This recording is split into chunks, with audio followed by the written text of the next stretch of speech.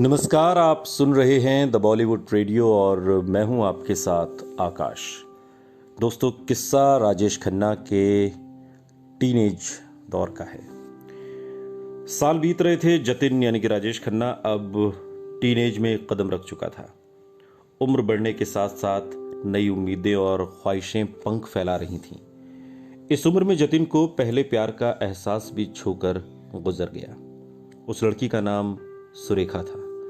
सुरेखा उसी बिल्डिंग में रहती थी और वो उम्र में जतिन से बड़ी थी।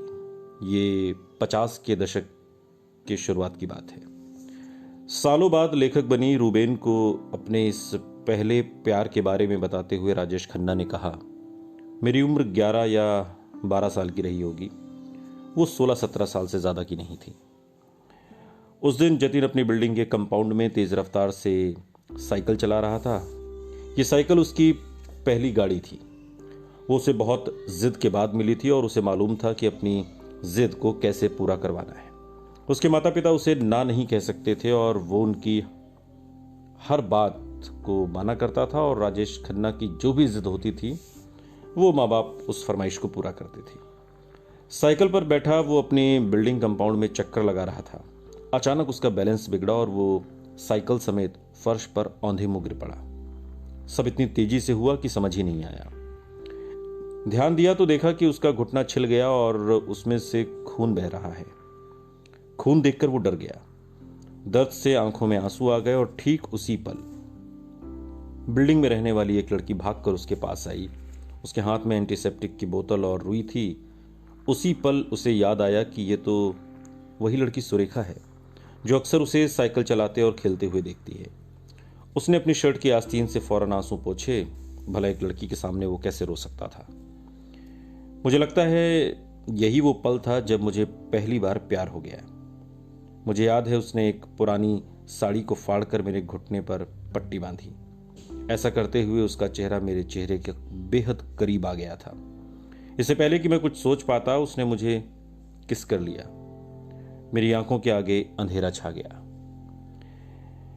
उस शाम घर लौटकर वो चाईजी यानी कि माँ से नजरें चुराता रहा। अपनी साइकिल घर के अंदर छोड़कर वो फौरन छत पर पहुंच गया। वहां अकेले बैठकर उसने अपनी आंखें बंद की और अपने ख्यालों में वापस जैसे उन्हीं लम्हों में पहुंच गया। मनी मन वो उस पूरे सीन की बार बार कल्पना करता रहा। ये एक अजीब सा एहसास था। उस एहसास में मिठास भी थी और आत्मग्लानि भी। वो समझ नहीं पा रहा था कि जो वो महसूस कर रहा है वो सही है या गलत। शायद हवाओं में पहले प्यार का एहसास मचल रहा था। उस लड़की की बड़ी बड़ी खूबसूरत कत्थई आंखें थीं जो मुझे देखते ही चमक उठती थीं। जतिन और सुरेखा की आंखों की गुस्ताखियां अब शुरू हो चुकी थीं। सुरेखा जब भी जतिन को दोस्तों के साथ खेलते देखती तो वहां आ जाती। वो अब साथ में फिल्में देखने भी जाने लगे थे। एक दोपहर उसने किसी तरह दोस्तों को साथ लेकर पास के थिएटर में मैटिनी शो देखने का प्लान बना लिया। सिनेमा हॉल के अंधेरे में हम साथ साथ बैठे हुए थे जब उसने मेरा हाथ अपने हाथों में ले लिया। उन पलों को याद करते हुए राजेश खन्ना ने बाद के दिनों में एक इंटरव्यू में मुस्कुराते हुए कहा था, दोनों की मुलाकातें बढ़ रही थीं मगर इस दोस्ती ने जतिन को हैरान कर दिया। दिल में अजीब सी कंफ्यूजन थी। उसकी समझ में नहीं आ रहा था कि ये उसे क्या हो रहा है। बस सुरेखा से मिलना, उसे देखना अच्छा लगता था।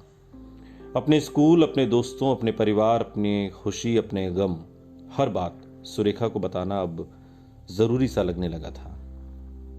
हर रोज स्कूल से वापस आने के बाद वो किताबों से भरा बस्ता अपने घर में पटकता और भागकर सुरेखा से मिलने पहुंच जाता। स्कूल में उस दिन क्या घटा सब कुछ सुरेखा को बताना था। उस दिन भी स्कूल में दोस्तों के साथ हुई बातों के बारे में वो फौरन सुरेखा को बताना चाहता था।